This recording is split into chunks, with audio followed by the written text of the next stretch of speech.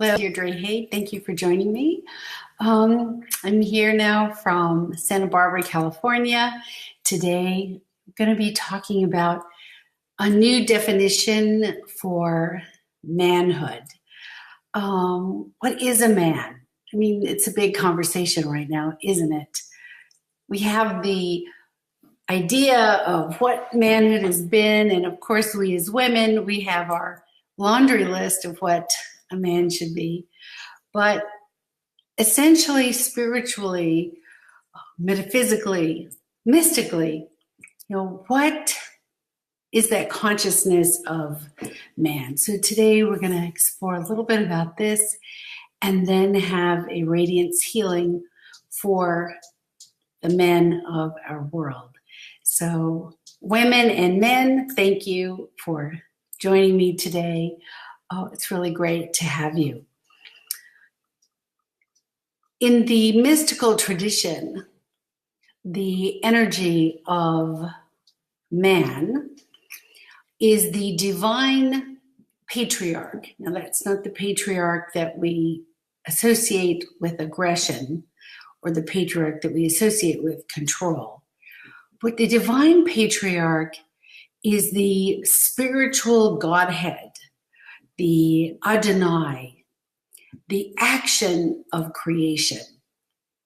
The woman, the feminine Godhead is the Sophia, the wisdom, the womb of intelligence that the masculine basically impregnates with light, thus creating everything we see.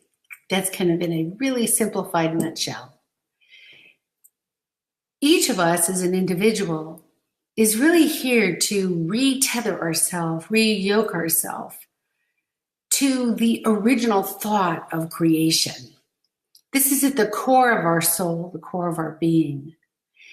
And until we have that tethering, until we have that yoke, that connection, we are lost, we are unconscious, and we are susceptible to the whims and the flows of society, culture, media, whatever it happens to be the name of the day. We are not in our center, our core. So manhood is this light of thought that is an action.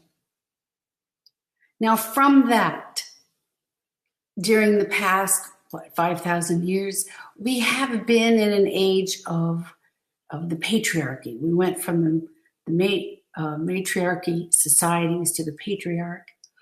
And somewhere along their way, the patriarch got a little untethered, shall you say, from the source, thus moving into a great deal of violence. Now, this is not the fault of all you great men. It is just an energy that we're talking about that's untethered to wisdom.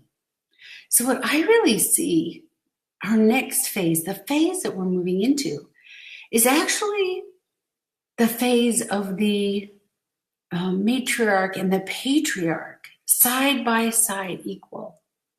We know about the ancient cultures that were the matriarchal societies, the goddess worshippers. We know about the coming of the one God, or the God is the father, the head of the tribe, the chief. But now we are coming into a time, because remember, we are in the process of creating. We are in the becoming.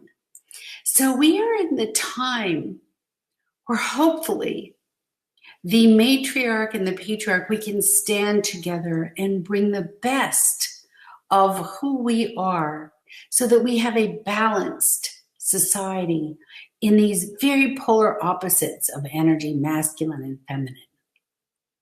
Well, this is what I call, this time is like the messy middle. The time when things are coming undone. We're not quite sure where we are. What are we doing? What happened to all those cowboys and all those images of the movies in the 1940s. As I mentioned in my newsletter, what happened? Where are we?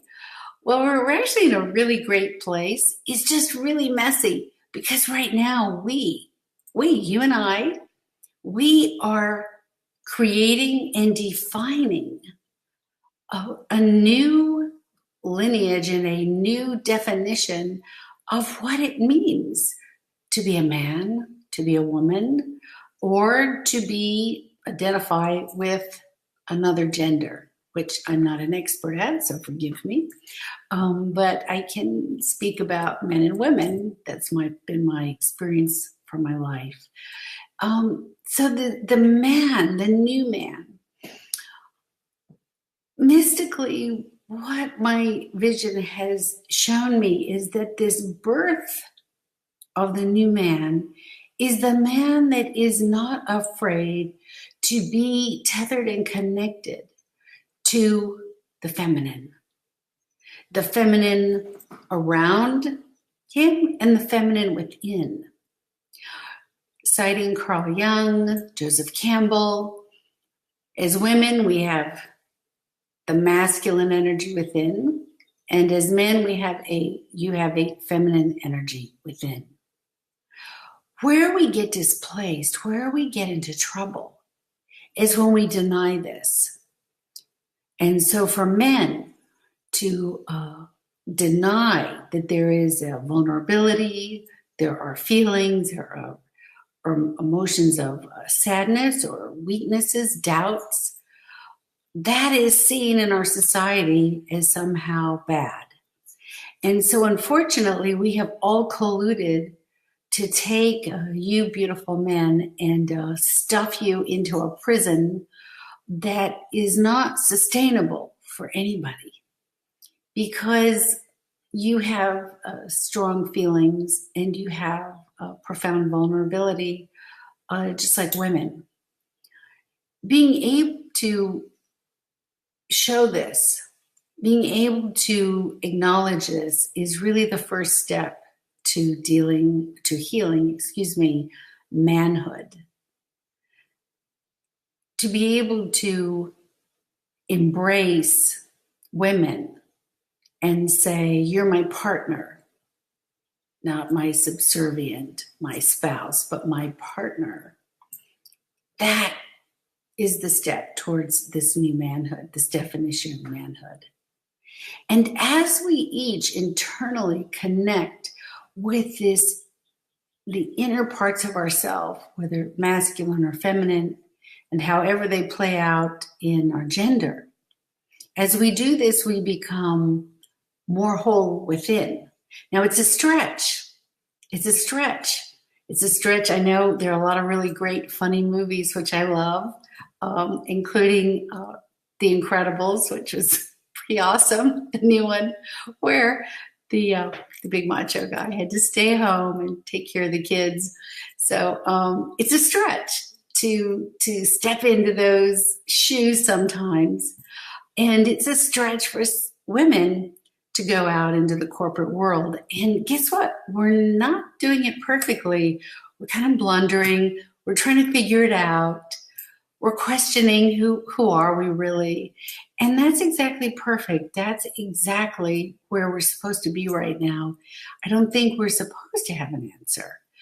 We're supposed to contemplate, experiment, make some mistakes, get back up, and say, oh, okay, this is who I am. So this new definition, we are all writing. We are actually all creating. You're creating. The airwaves are creating. But most importantly, as a light worker, as a spiritual seeker, as someone who yearns and longs for the greater reality, to have that deep, deep connection and purpose, you really hold the template, meaning the foundation for this new definition. Because the foundation of the new definition, of the new man, is a spiritual one. It is a spiritual definition because we are moving into the age of spirituality in the ancient ways and in new ways. This age of light, of the great light, of the unifying field. Now, I know it doesn't look like a unifying field is out in the world right now, but to use a cliche, it gets the darkest before the dawn. And that's really what's going on. So take heart. I don't feel too much despair, and know that we're going through a change, but that there is a dawn coming. And the most important thing I want to empower you with is that you're part of this change. Your meditation practice, your practice of mindfulness, of spirituality, your practice of compassion, loving kindness, understanding, has a very powerful effect on our world. Because remember, everything is energy. If you don't believe me, get out a physics textbook. Everything is energy. Your thoughts and your beliefs about yourself vibrate, they radiate. There's radiance, so they radiant energy. They radiate into the unified field of existence. And a perfect example is this. I have this iPhone. It causes me a lot of grief. I'm not a techno person. And I was in some random place in Los Angeles. I wanted to send a text, and on my phone is AirDrop. And there's all these strangers on my phone with their names that are sitting around me with their phones. And I looked at that. I said, you know what's interesting? We accept that this little phone, this little device, has the power to emit a wave of energy that another little device picks up with somebody you don't even know. But guess what? Your brain is a much more complex, refined, faster, more efficient cell phone. You are emitting waves of thought, and other people with their cell phone is picking that up, and you're picking them up. And everyone's having a conversation that no one knows about, and this is called neuroplasticity. Again, please look it up because there's a lot of scientific information about that. So spiritually, neuroplasticity is essential to understand so that you know that your purpose when you are meditating, when you are having your spiritual practice, is that you are effecting peace, clarity, and goodness around you. Your very beingness is emitting these waves, this action. Now that beingness, the energy of beingness, is feminine. The masculine is the action of it. It's the movement of the thought. It is the movement of the intention. So the definition of manhood, the new definition for me, is the action of all of us that is fully rooted and tethered to the feminine wisdom and understanding. And in this, as I spoke about last week about rigor and righteousness, this creates right action. And this is the true definition of the patriarch. It is what was first established before it went awry. What about the ego? Because we're all having to deal with the ego right now. And we all roll our eyes, oh, the male ego, right? And I love that quote from Jim Carrey that was on the newsletter. Behind every great man is a woman rolling her eyes. So let's talk about that ego. The ego is actually your friend. It's our friend. The ego really gets a lot done. And in the male energy, the ego is strong. Now, I'm not saying we as women don't have strong egos. We have our own issue with that. But in the male energy, the ego is supposed to be very strong and very, I'm going to say, forceful, because that's tethered to the masculine energy. That's what it is. Women, we have our own powerful energy, but I'm not going to talk about that today, so don't get your cackles up, all right? This energy, or this power in the new definition of man, will be an enormous spiritual power, a power to part the Red Sea, a power to create on a global scale much goodness. And the new man is prepared to do that because the new man is balanced. And that's where we're going.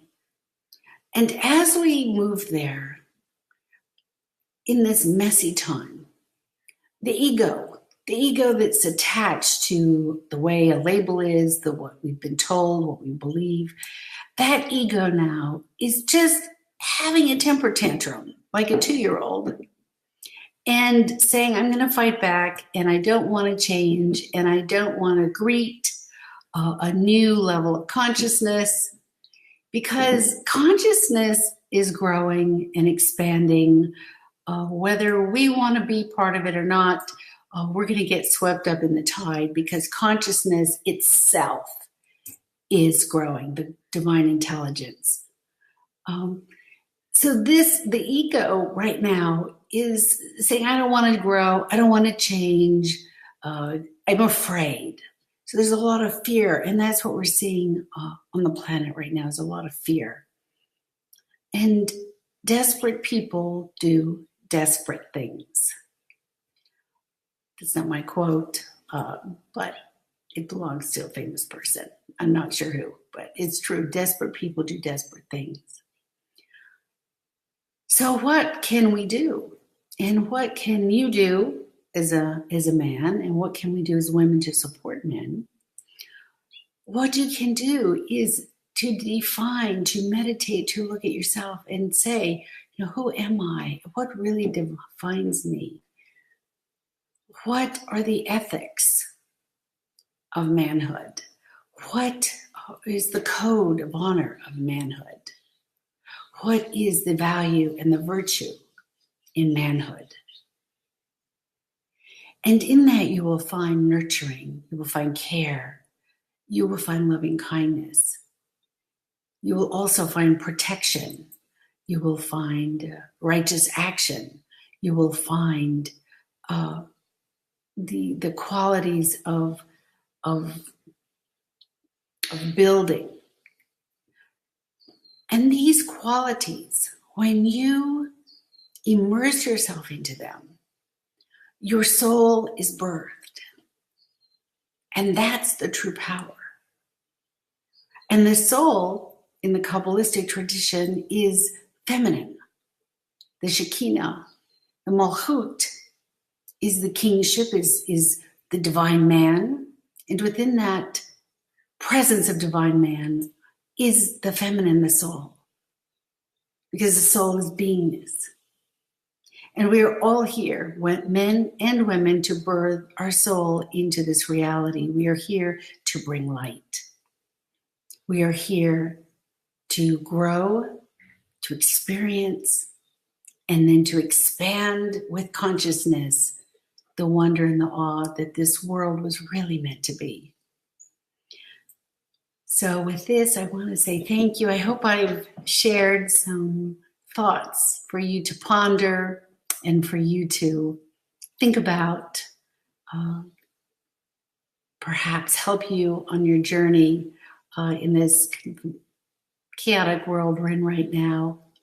Be the central pillar be that sort of light, that voice of manhood, because our world desperately needs you, and we women do as well. So let's take a moment of prayer, of meditation. We close our eyes, watch our breath,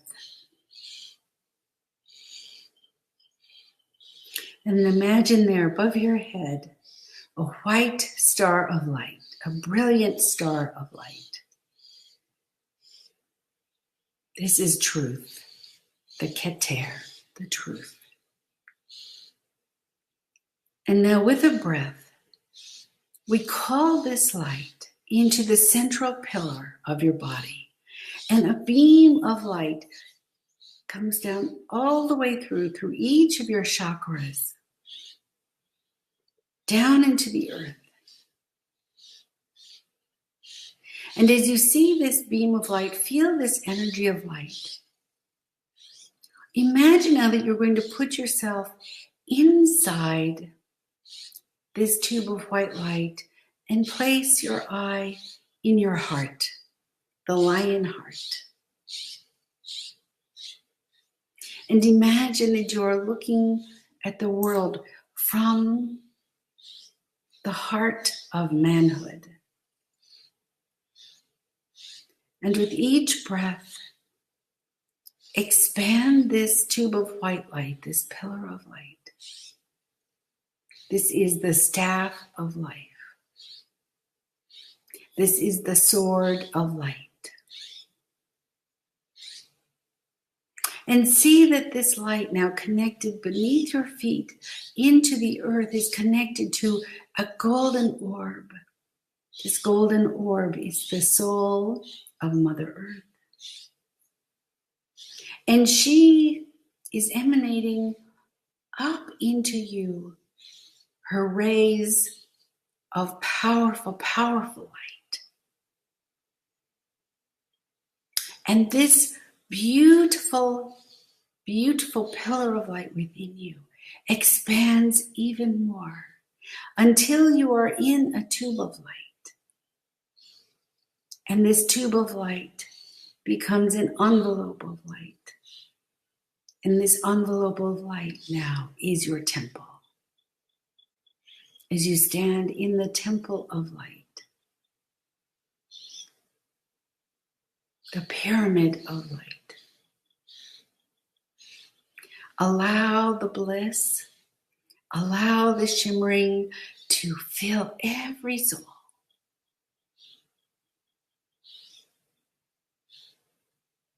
With the greatness of manhood, with the power of deep love and deep care of manhood. And now of the union between manhood and womanhood, that we stand together side by side as partners to create an incredible world for every global citizen. Thank you. Thank you so much for being here. And love to see you next week. Come visit me at deirdrehay.com. Send me a note. I'd love to hear from each and every one of you. Have a beautiful, beautiful day and a glorious 4th of July. Bye-bye.